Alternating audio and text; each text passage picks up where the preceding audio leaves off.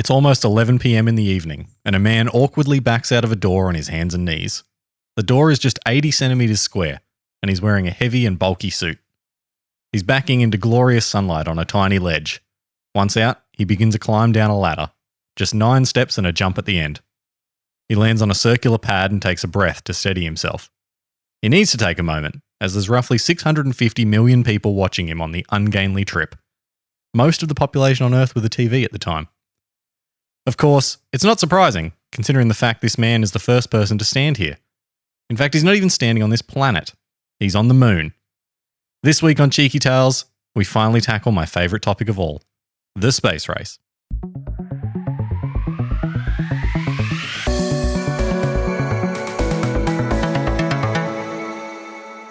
Welcome back, boys. My favourite topic is space. Woo! Going to space again. I was trying to think earlier in the week. We've done space before.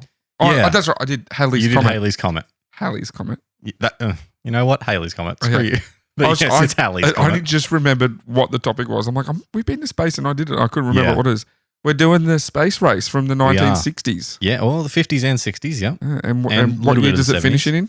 72. Okay. What year was the main event? 69. Nice. Trying to set him up. Say what I want you to say. I don't think I once put a nice in the script, but it's probably there.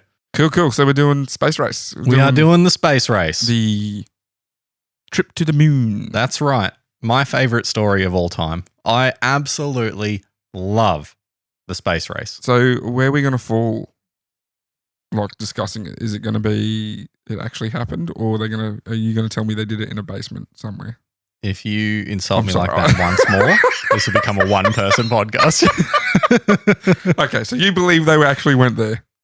I don't believe, I know. Okay, yeah, no, I also. There is evidence that they went there. Yeah. I don't tackle any of that nonsense. In fact, there's a bit of this script where I rip on that for a sec. I'm on the side of Yes. they went there. There is way more evidence that they went there and no evidence that they didn't. Yeah, I'm very excited to do this one. Cool. Yeah, so And expect this to be dry. oh really? John, you're gonna have to put all comedy into this script. Okay, all right. Just let me Warm up. get the knuckles ready and crack up. So the reason we're doing this episode now. Okay, why are we doing this episode, boy? What's going on in the world? Well, as of 2 hours before this episode comes out, NASA are meant to be launching their next series of missions to the moon called Artemis. Cool. So It's pretty exciting, actually. yes. It sounded sarcastic when I just went cool. No, it's actually pretty exciting. I'm not as excited as you, Yeah. but I'm pretty into it. I am very excited. I will be finishing editing this script tomorrow night. As it's taking off. Monday night. That's and cool. Then I'll be coming out to watch on YouTube as it launches. The Artemis mission's going back to the moon. First one is just like a flyby, test all the equipment, no people on board. But it's going to be the first rocket to dethrone the Saturn V for power. All right, yep. Yeah. Saturn V heavily featured in this story in part 2. I'm By surprised the way, it's a 2-part episode.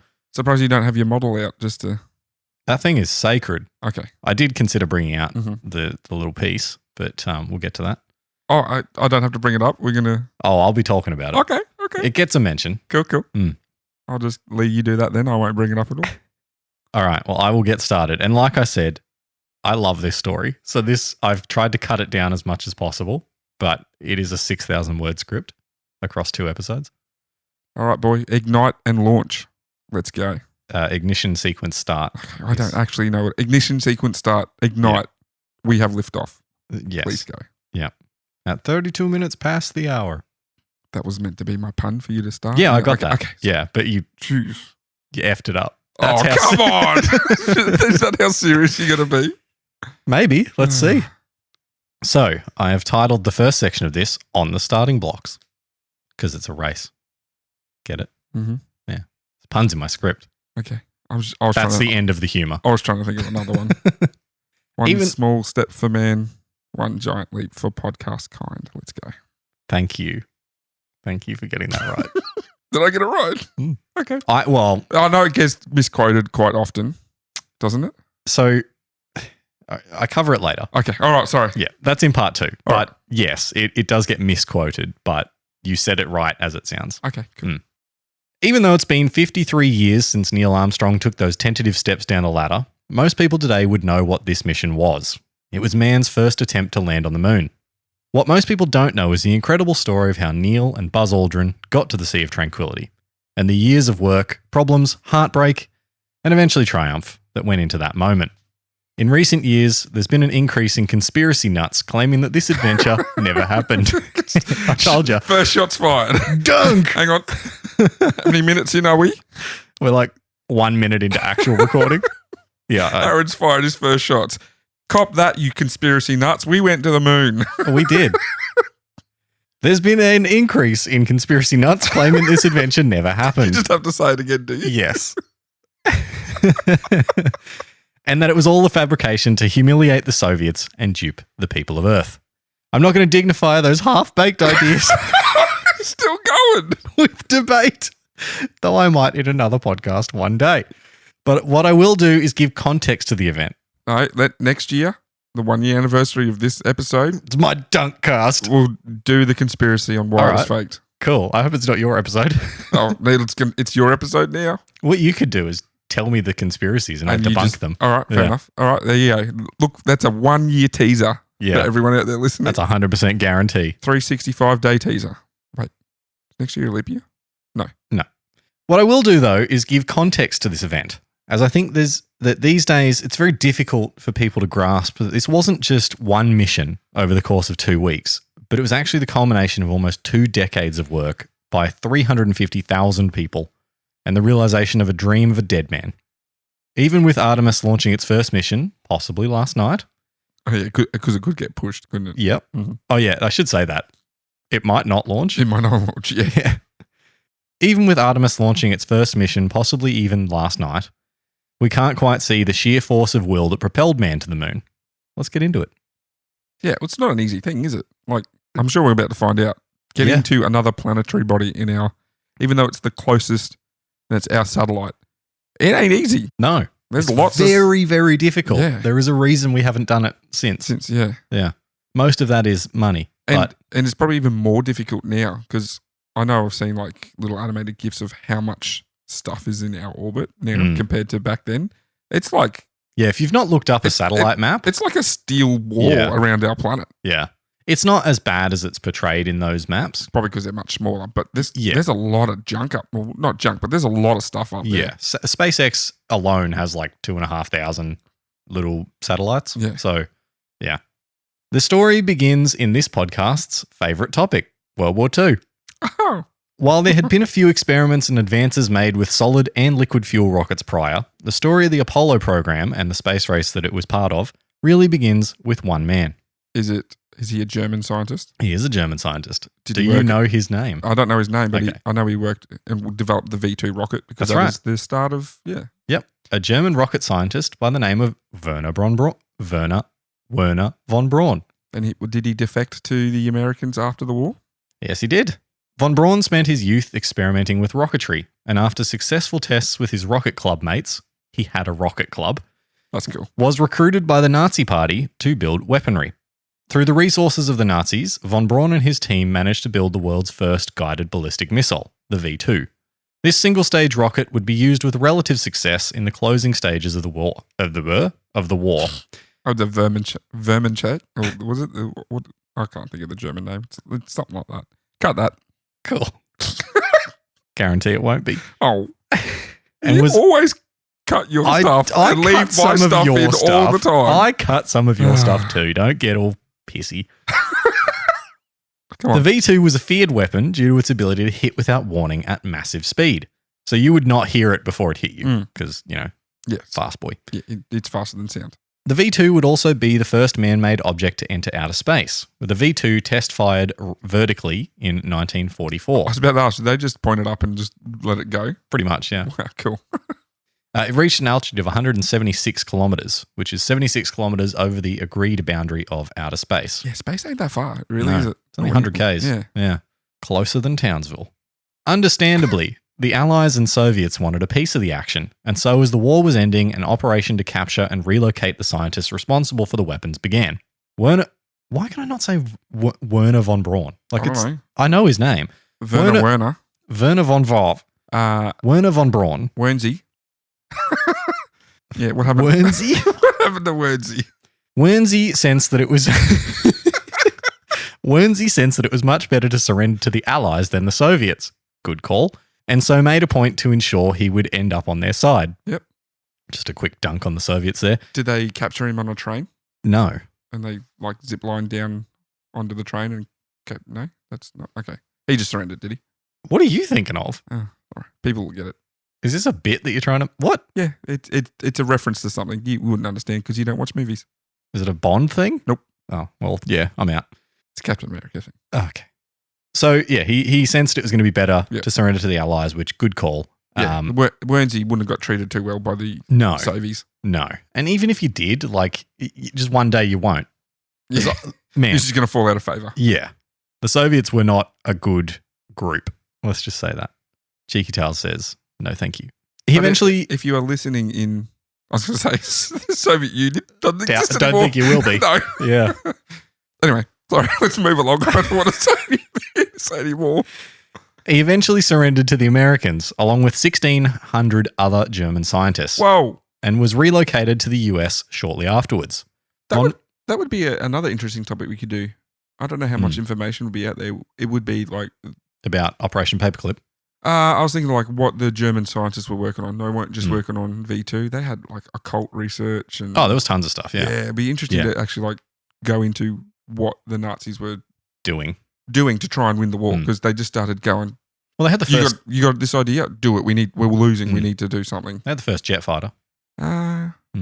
Yes, they did. Yeah, they did. Yep. It wasn't great, but it existed. Mm-hmm. Yeah. So Wernsey would eventually go on to contribute to the development of the entire NASA fleet of rockets and programs during the 1960s and 70s, building on the foundation of the V2 throughout. That was the most awkward sentence structure I've ever done. He got the point across. Entire NASA fleet of rockets and programs during the 1960s and 70s. After capturing a number of V2s, the Americans would begin testing the device themselves and started to understand the basics of rocketry. In 1946, the Americans at White Sands Missile Range would strap a camera to the top of the V2, fire it off, and capture the first photos of Earth from space. They are terrible. Oh, really? Yeah, because it's just a grainy black and white photo. Yep. From here, the US would continue to experiment through the late 1940s and 50s with sounding rockets, which are small, suborbital rockets designed for testing purposes. So suborbital just means they don't orbit. They just go up and down. Yep. Can you just we'll go back. We've heard a bit about Wernsey and the start of the program, the infancy of the program. Mm-hmm. Can you just imagine? We talked about time travel last episode. That's where I want to go. I want to go to Wernsey's Rocket Club and say, mate, one day what you're doing here is going to lead to a man walking on that thing up there. And he's probably going to say, yes, I know this.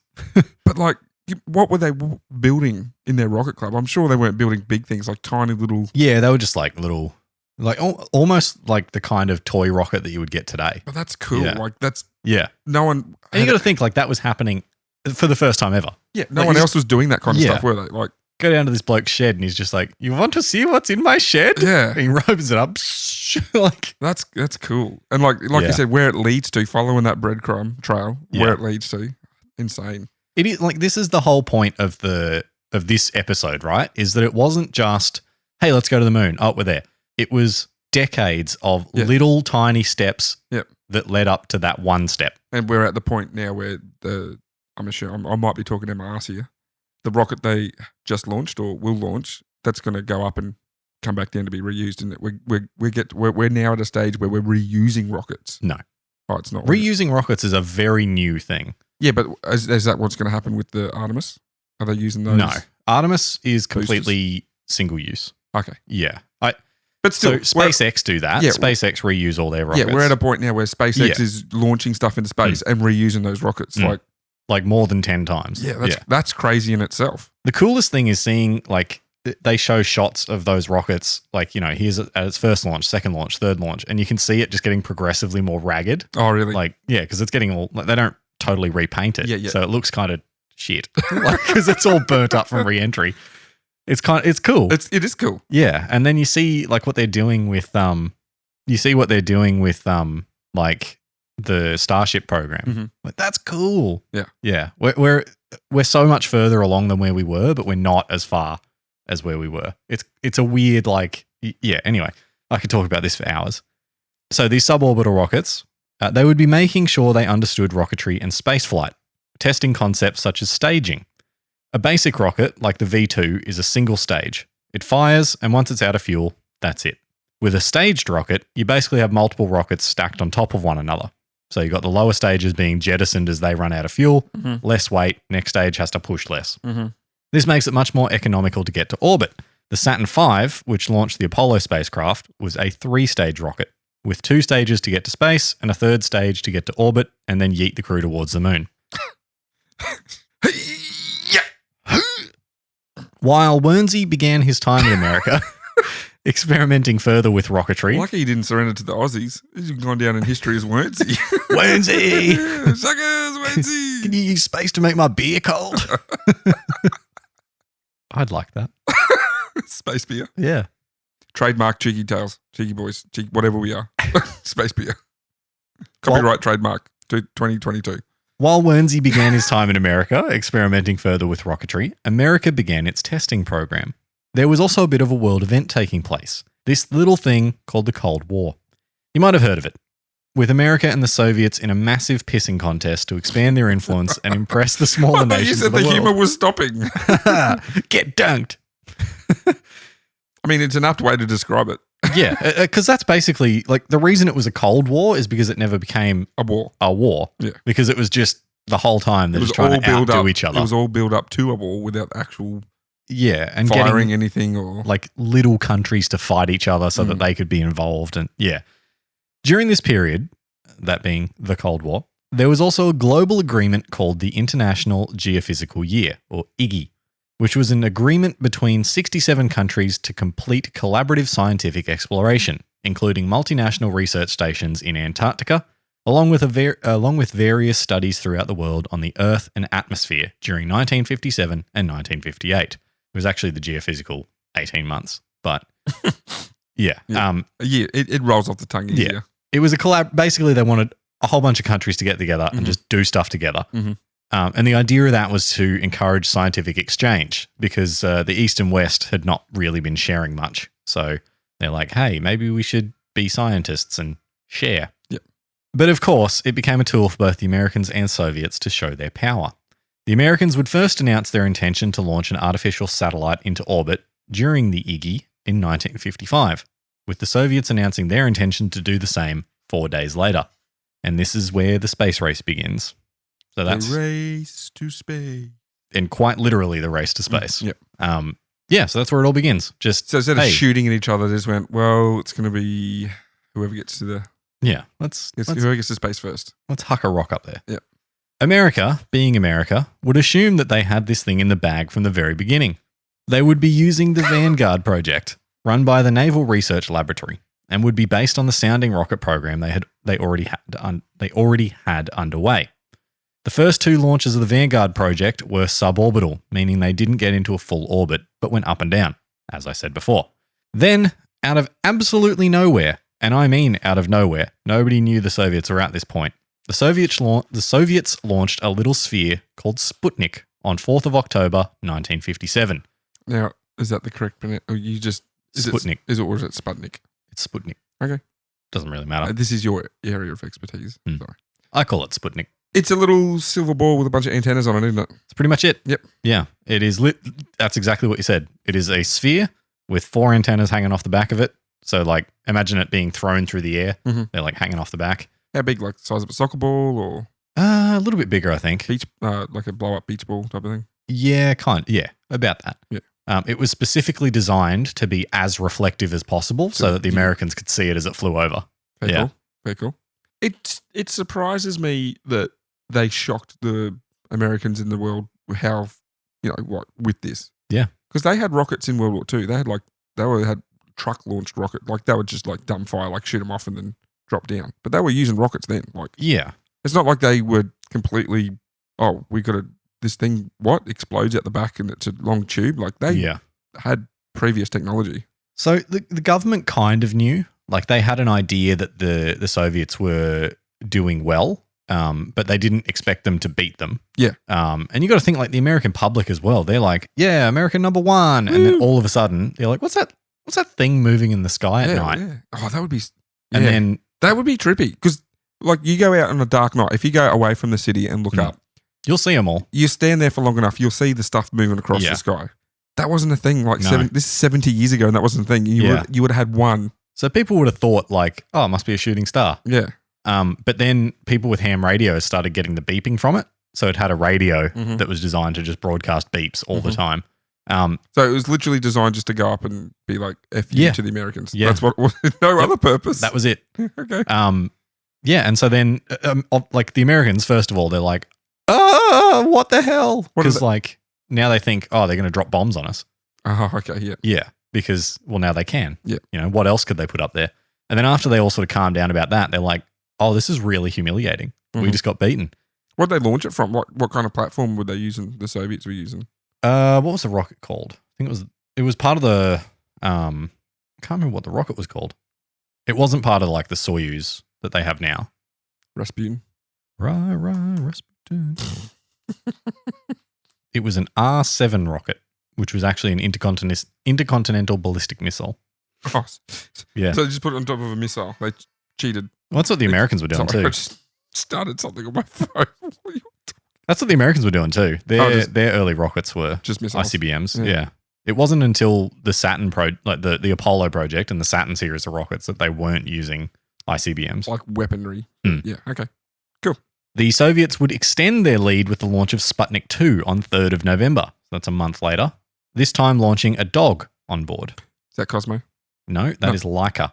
Where did I get Sadly, Cosmo is a Marvel character. It's a Russian dog. It has telekinetic powers. It's not that. No. It's a real dog. Yeah. Sadly, I don't know why I thought that was it. Laika was not intended to return. Sad. They'd wanted to be able to recover the dog from orbit. Salute to Astro Dog. Yes. Salute to Laika. But yeah, they ran out of time and they're like, just chuck it up there. So it's a bit sad, really. It is, yeah. It didn't help that following this, on the 6th of December, so another month later, the first attempt by the Vanguard project to launch a satellite exploded just 2 seconds into flight. It literally just goes. I was going to say, that's not high. No. That's like 3 feet off the ground. I think it was still like, it was on the tower still. Like, yeah. And the second attempt on the 5th of January, so another 2 months later, lasted just 55 seconds before absolutely obliterating itself. Oh, that would have got up a fair bit higher. I think that's the one where like it just starts tracking off and they're like, oh, we better detonate this. Yeah, right. Yeah. America was humiliated on the global stage, and it became apparent that the Soviets had a huge lead, not just in technology, but in experience and knowledge.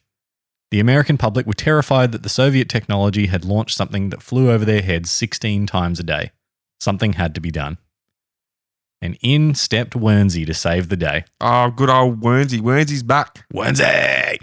Guess who's back? Kind of. Back again. Von Braun's back. Wernsey's back. Tell a friend. You're very proud of yourself, aren't you? Not really. I just changed Wernsey to... Good job, Weird Al. Anyway. You know Weird Al's got a movie coming out? I know. And it's like Daniel Radcliffe plays Weird Al? Yeah. I want to see that. That looks great. Sounds awesome. Yeah. So that's the movie you want to see. Yeah. I like obscure French films. Okay, fair enough. It's not obscure or French. That's weird. That was the joke. Okay. Wernsey had been working with the Army on the Explorers program, which had been building on the foundation of the V2 he had developed. Yep. Explorers program, V2. Yep. I'm listening still. Originally, the Army had been ready to launch in 1956, so that would have been a year before Sputnik. Mm-hmm. However, they had their project shelved in favour of the Navy's Vanguard project. Von Braun pleaded with then-President Eisenhower to give him the funding and opportunity to attempt a launch, promising to get something into orbit. Eisenhower would agree, and on 1st of February 1958, Explorer 1 would launch and get America their first satellite. With both countries now taken to the skies with their respective programs, things were starting to heat up, but America had a lot to do if they wanted to catch up. So, yeah, Von Braun gets the first thing up there, but at this point, the Americans are beaten 40-1 on weight in space. Yeah, okay. So they're still well behind. Yep.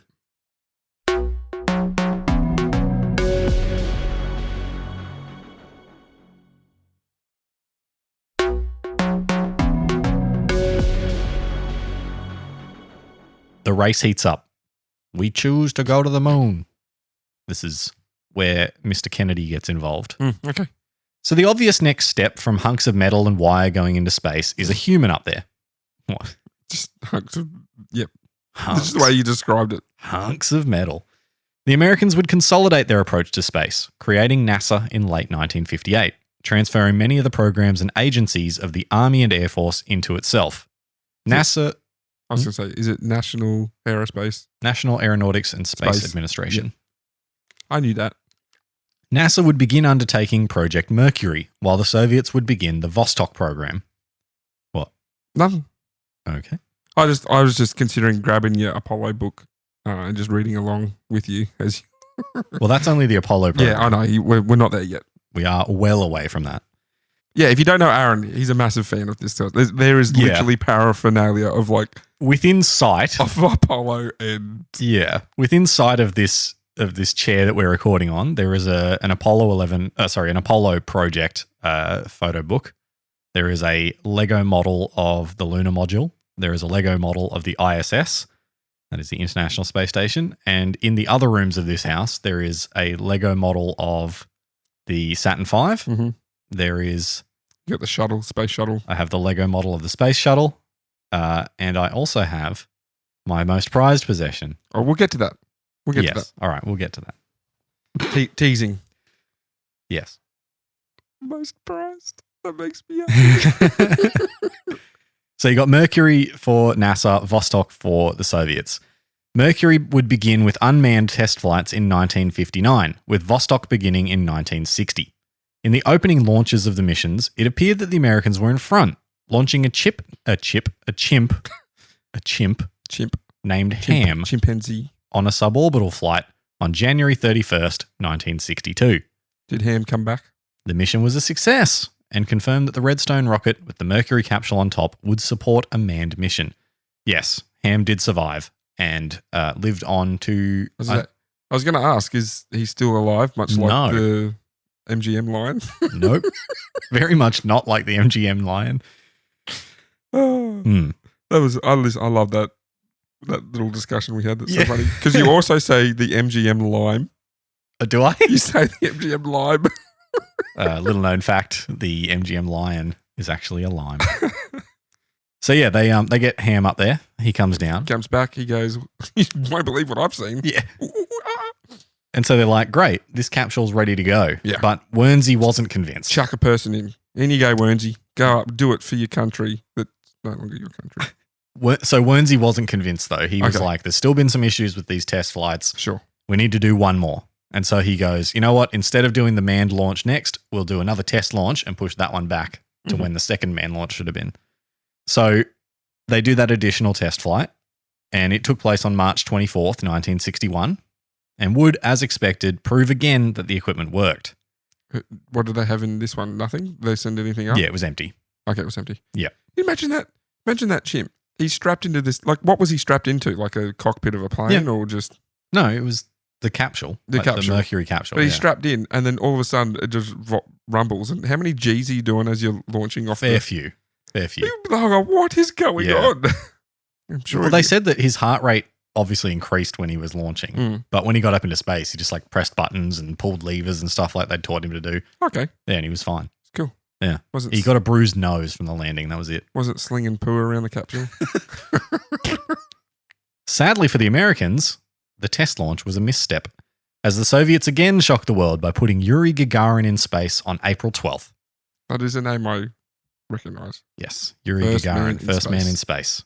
The Soviets had won again, and not only that, but they'd put Gagarin into a full orbit, showing that the equipment used by the Soviets was still far ahead in terms of power.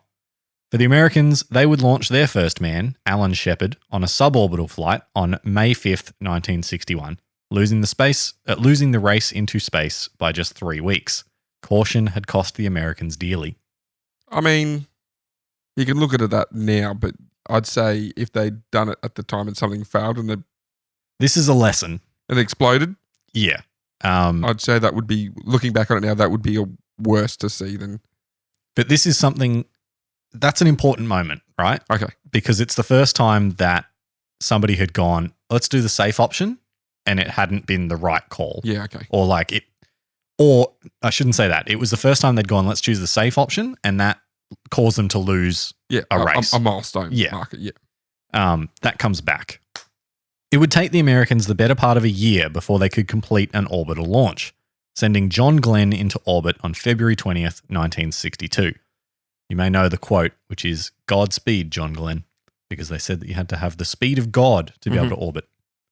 I believe you've mentioned that before. Have you mentioned that on the podcast before when we were talking I don't about think so. the firelights on the little tail? It was Maybe. just his wee. Yeah. I think you mentioned it then. Yeah. It was him. Yeah, John Glenn. Mm. Yeah. Seeing piss in space. Oh, was that who I was talking about? I think so. I think that was John Glenn. Oh, I think you're right. Yeah, because it was an orbital flight, so it Yeah. would have been the first time they had to eject piss. Yeah. And he didn't know what it was. Mm. It was just his piss catching on fire. Yeah, it was either John Glenn or one of the other Mercury astronauts. So yeah, they get John Glenn into orbit, and that would take place on the new Atlas rocket, which is still in use today in upgraded forms. Yeah, right. Yeah, I think it's the Atlas, the fifth version of the Atlas gets used. This new rocket would catch the Americans up to the Soviets in terms of launch power, but they were still struggling to catch up.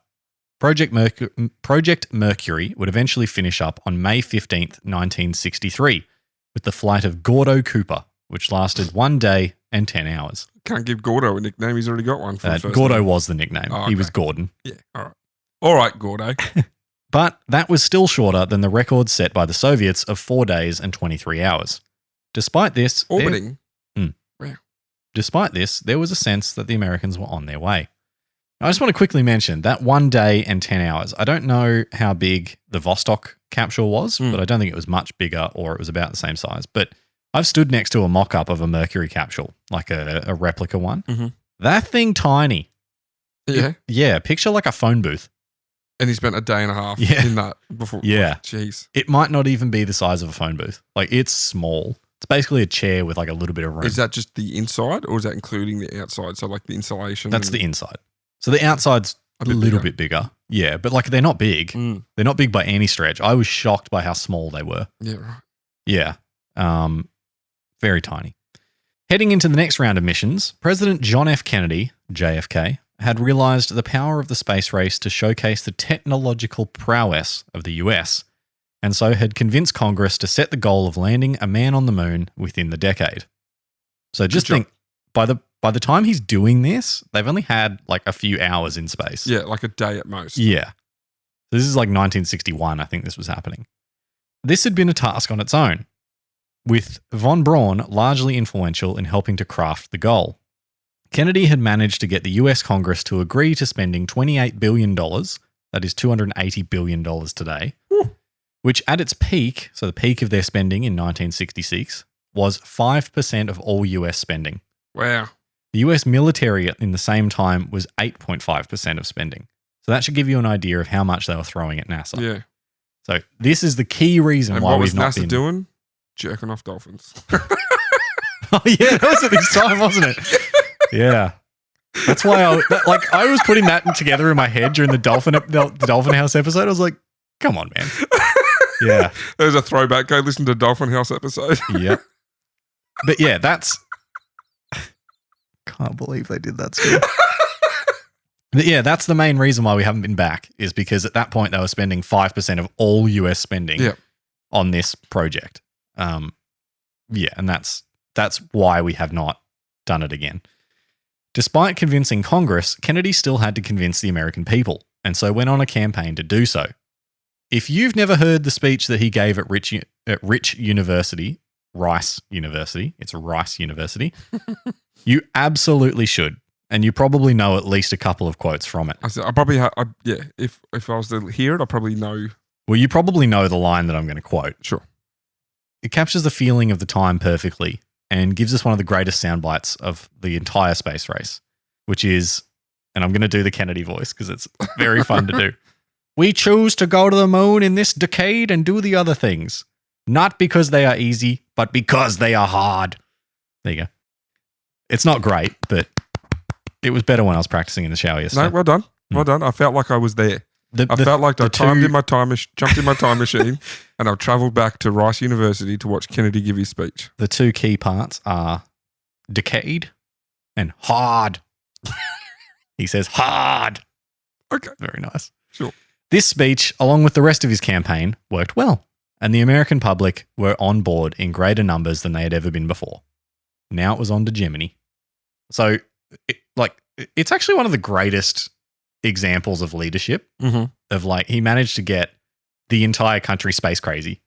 Like, all of a sudden, everyone was playing with space toys, and like all the cars look really futuristic and spacey, and like it was almost he almost did that to the entire world. Yeah. Yeah. Yeah. Like, if you think of the 60s and you don't think hippies, what you're thinking is space race. Mhm. Like, that's what it is. Yeah. That's what that. Yeah. From like you said, we're in what 61 now. Yeah. 61 to the end of the decade. That's what it was all about. So yeah, Mercury's done. Vosktok is done. Now we're on to Project Gemini, Space Learner's License. Are you looking at me because you think it's Gemini? Mm-hmm. Yeah. The official NASA pronunciation is Gemini. Okay. Spelt Gemini though. Yes. Okay. Yeah, but it's Gemini. All right. Sure. Long before Gemini, NASA had determined that the Apollo missions would use a separate lander and orbiting module, so rendezvous would be needed in space. One of my favorite words, rendezvous. So now they've got to learn how to make two things join in space. Yeah. So they got to actually learn how to fly. Also not an easy thing to do. No, really. very difficult. If you've ever played Kerbal Space Program. I was waiting for that to come up. Some of my knowledge of this is from Kerbal Space Program. Yeah. Staged rockets, and even that's just difficult. Yeah. Kerbal Space Program is like, if you want to get an idea for how hard it is, that's the game to play. If you're a rocket scientist in training, play that game. So yeah, they have to learn how to rendezvous, as well as a lot of other advanced orbital maneuvers. They also had to learn how to spacewalk. Project Gemini would be the opportunity to learn how to fly in space for NASA. Why is it called spacewalk? Because the spacewalk is when they leave the craft, Yeah. usually tethered, and go out and do something, come Yeah. back in. Why isn't it called space swim? Because you're not walking. It's more of a. Well, they teach them how to spacewalk in pools. Sorry, what did I say it should be called? I'm not going to And call they it a trained in space what? swim.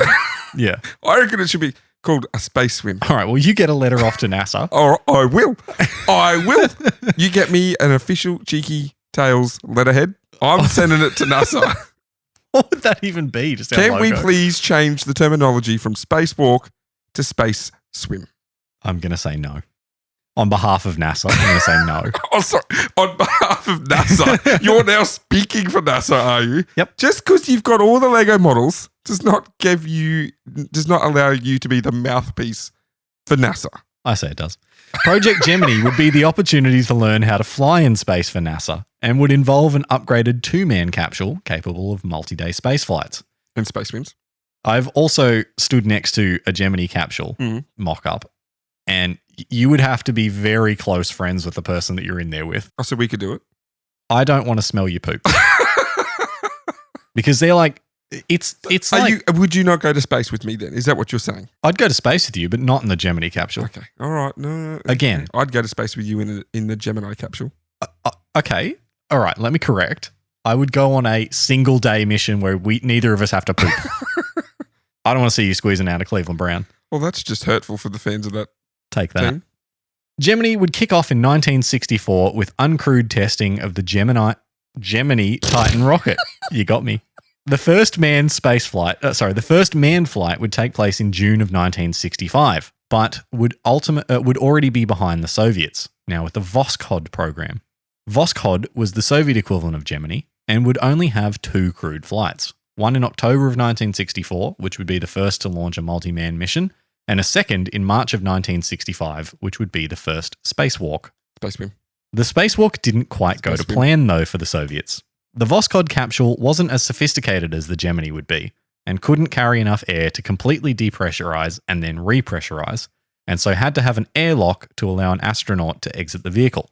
So it's got like this giant inflatable tube. Yep. And so, yeah, they fill that up, open the door, get in that, close the door, open the outside door, get out. Yep. While able to leave the vessel, the cosmonaut quickly found that his spacesuit had inflated and it was difficult for him to move. Oh dear. Yes, he couldn't bend down to take a photo on the camera on his chest. He then made a mistake on the way into the airlock and entered head first rather than feet first. Now he wouldn't be able to reach the hatch, which would be at his feet. Yeah, right. And it was difficult for him. Now he's stuck, can't close the hatch. his body temperature shot up by 2 degrees in 20 minutes. Ooh. That is a lot. Doesn't sound like a lot, but that's a lot. That's a lot, yeah. And he was in danger of suffering heat stroke. Eventually, he had to release the pressure on his suit, which was against regulation, and put him in danger of getting the bends, if you ever heard of the bends, the thing that you can get from coming up too quickly underwater. Yes. Yep. Nitrogen in the brain. Yes. Before he could finally close the hatch and repressurize the airlock. It would be the first time in the space race that either side had compromised safety in order to make a first. Mm-hmm. So again, just another little foreboding. And again, we got a reference to something happening underwater, coming up too quickly. Space swim. Just saying. There's a lot of there are a lot of similarities between space and ocean going vessels. Yeah, well, it's still called a spacewalk. I don't know. I know in pop culture, all space vessels are called ships. Space swim. Just saying. Just throwing it out there. It should be.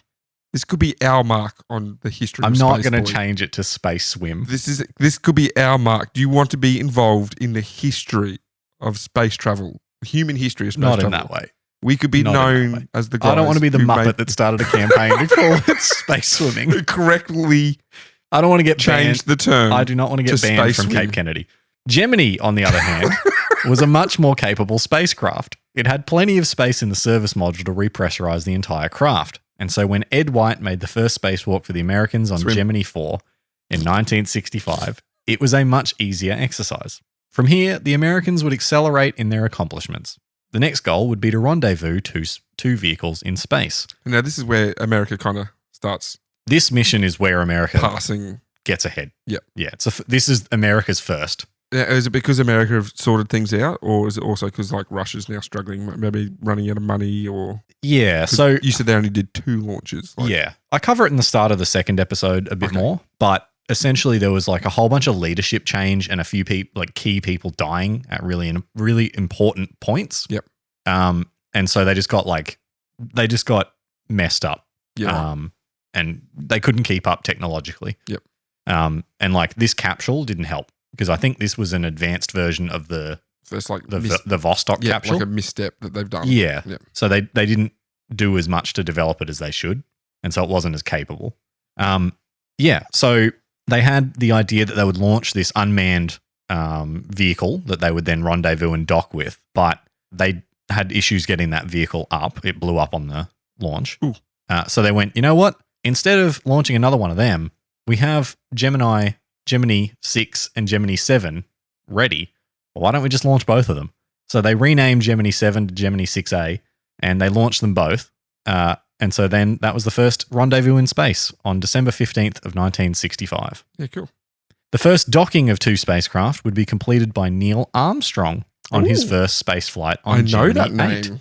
Yes, you do. Though this would be the moment that ultimately got him his seat as commander of Apollo 11. After completing rendezvous with an unmanned target vehicle in orbit, his Gemini capsule started rolling unexpectedly. So they do the docking, and then they go, oh, we got to like maneuver the craft. Oh, why are we suddenly rolling? And so at first he thought it was the target vehicle, the Agena, that was causing the spin until he noticed that their maneuvering propellant was dropping. So the other guy in the capsule, he would fire the undock. Neil pushes it away, drives it away, however you want to say it, flies it away. And then suddenly they were rotating at a full 300 degrees a second. Oh, so that's almost 60 RPM. Yeah, a full rotation, yep. Yeah. So you imagine like you're in this thing just like wee, wee, wee. And it's getting faster as it goes too. Armstrong would show the abilities that would ultimately lead to him being the one landing on the moon first by calmly shutting down the thrusters and switching to the re-entry thrusters to gain control. His cool, calm, collected manner ensured that Armstrong would be the one chosen when the time came. So pretty much all of the guys that flew these early missions and into Apollo were test pilots. Yeah. And they say... well, test pilots are crazy sons of bitches. Yeah, well, they say emotion kills test pilots because if you panic, you lose all sense of what you're doing and you're gone. But Armstrong here goes, all right, I'm in this very dangerous situation. Here's what we do. And just calmly ticks everything off, does all the things, gets it calmed down. And so, yeah, eventually they're like... Well, you say test pilot. A test pilot was someone who takes a plane that's never been flown before and flies it. Yeah. Like that's... And that's what they're doing here, but in space. That's some big cojones. Yeah. Big nuts. That's some balls of steel. Quick side note. I was at this fight last night. What? Where's this story going? I was at this. You saw someone's big nuts? No. I was at this fight night last night, Muay Thai fight. A guy that I know fights, right? And we're watching these other fights that are going on. And there's this like title. There's a title fight, like Australian title fight for like, I don't know, 14-year-olds or something, 12-year-olds or something. Mm-hmm. One of the kids, 12-year-olds. you know how they're like, oh, you know, here's first name, nickname, last name. Yep. Ooh. The kid's nickname was Big Nuts. So like, here comes, let's go, like, James Big Nut Smith. yeah. So this kid comes out with a skullet, red skullet. And I was like, that's a kid that calls himself Big Nuts. Yeah, fair enough. Yeah, pretty funny. Anyway, that's how that lines up. So, more missions would follow Gemini 8 to round out Gemini, with the other notable event being the 5-hour spacewalk of one Buzz Aldrin on the final flight of Gemini 12. While the Americans had been successful in their spacewalks, they had taken a huge amount of effort and control. What? Yeah, okay. So you've written down walk when you should have said swim. No. Can't edit that out. I just can't read. While the effort and control... Okay. While the Americans had been successful in their spacewalks, they had taken a huge amount of effort and control around the craft had been difficult. Aldrin had spent hundreds of hours in NASA's pools testing and developing better methods for moving in space. What was he doing in the pools, boy? And his EVA record would prove that he had been successful. What was he doing in the pools? Considering the challenges ahead, Aldrin would put himself in the second seat of the lander on that first landing. Yes, he was in a pool, but it's doing not what? Space swimming. Doing what? What was he doing in the pool? I'm not calling it space swimming. Get on the comments, people, if you think it should be called space swim, and we should send off an official letter. All comments in support of this will be blocked. I have access. I will unblock. It's okay. With the end of Gemini, the stage was set for America to push their advantage all the way to the finish line. The Yanks had finally overtaken the Soviets, who were now languishing, ending the Voskhod program early to try and catch up with their new Soyuz program. Despite the advantage, there was still a lot to come in the space race, and with only 3 years left to achieve President Kennedy's goal, the Americans would face newer, tougher challenges with each launch. Because they didn't know what they didn't know, right? They like, well, yeah, we're guessing. Yeah, and like Gemini was basically just like, hey, there's all these things we're going to have to do if we want to do Apollo properly. Yep. Let's learn how to do them. And I guess that's why now with Artemis, it seems to happen a bit quicker because they don't have to learn how to dock in space or... Yeah, like it's that incremental learning thing, yeah, right? Like the reason they can go now is because they don't have to develop all this stuff. Mm-hmm. They can just reuse some old rocket parts. Yep. Yeah, it's cool. And that's it for this episode. That's it of part 1. Nice. That is the end of part 1. And part 2 starts with... Part 2 is where Apollo? I get real nerdy. Apollo? It is Apollo. Yeah, okay. Yeah. It was... I had originally meant that Apollo would be just part of this episode, and then I wrote it, and it was a further 3,000 words. And I went... I've got to do the whole beginning of it as well. Yeah.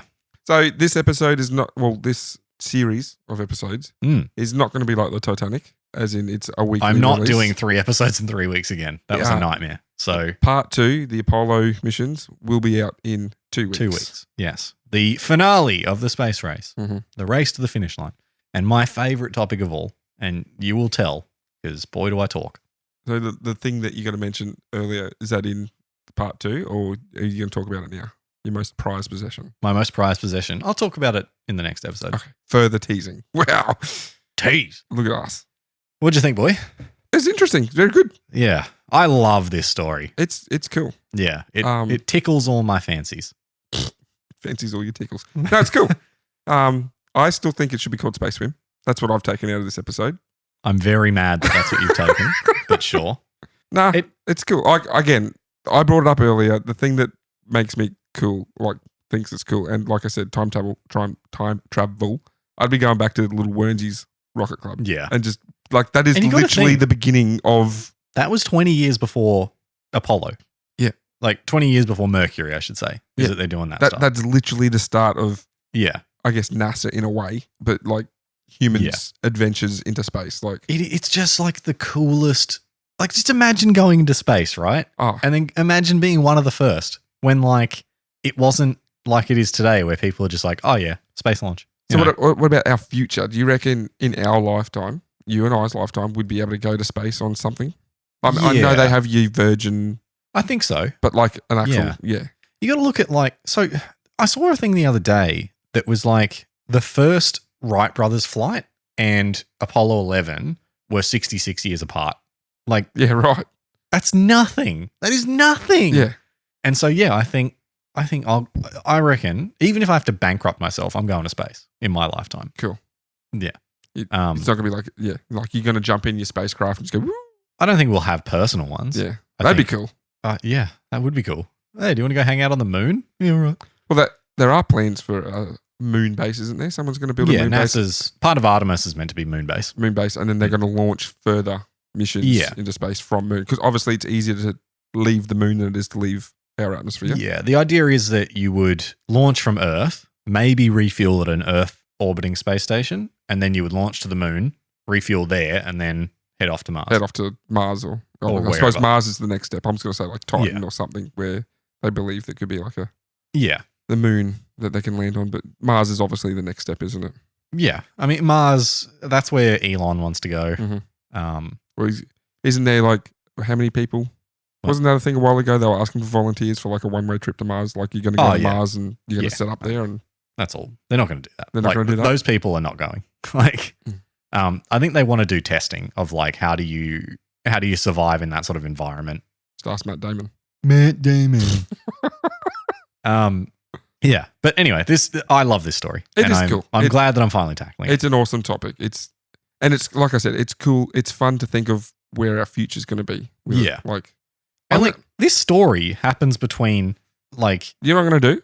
Yeah, I'm actually going to talk to my dad tonight. Okay, because my dad was 28. Yeah, when Apollo 11 launched. Yep, my dad was 9. So I'm sure my dad remembers it. Oh yeah, and I'm going to be like, "What was it like?" And that's going to be my homework for the next episode. I'm going to come back and. He would have been one of the people sitting on a TV watching it. Yeah. Do you want me to ask if he wants to come in for a little guest spot? If he wants to talk about what it was like watching it in real life. That'd be really nice. We could do that as like a supplemental episode. Yeah. I'll do that. I'm going to do that tonight. If he's keen. He might not be keen. Piece of trivia. Did you know that it was Australia that broadcast that? Yes, because we have giant satellites. They were all over the world. It was just Australia was pointing at it. At that time. Yeah. So there was one in South Australia? There was one in Canberra that took the signal of the first step. Yep. And then about a minute afterwards, it cut over to the one in Parkes. Mm-hmm. Yes. No, I was aware that Australia was a major involvement in at least the broadcast of it. Anyway, let's leave it there. Cool. Thank you very much for listening, everyone. Awesome episode, boy. I'm excited for the next part because I'm so keen. Yeah. You're going to see me go so nerdy. Yeah. Oh, I love it. I love the Apollo missions. But if you want to see some images from this one, there will be some images on our socials at Cheeky Tales Pod on Facebook, Twitter, and Instagram. Hopefully, we will be able to share the link to the launch of the Artemis project on our link tree. Oh, we will be doing that. Yes. That's a great idea. If it launches, of weather permitting. Yes. Otherwise, when it does launch, we'll probably post a link on the Facebook, on the socials of. Yep. Since we will be doing our ongoing topic. Yeah, we will be doing that. Welcome to Cheeky Tales Space Month. Space Month. Oh yeah, it is a Space Month, isn't it? Yep. Yeah. Although it's like it's not the end of August. September. Yeah, whatever. Who cares? It's Space Month here on Cheeky Tales. It's going to be a month long time of content. Space content. Yep. Anyway, if you could share this podcast if you enjoy it with a friend, we would really appreciate that, especially a friend who loves space. For this week, anyway. Yeah. Thank you for listening, and we will see you for part 2, the Apollo project. Godspeed, Cheeky Tales listeners. Godspeed.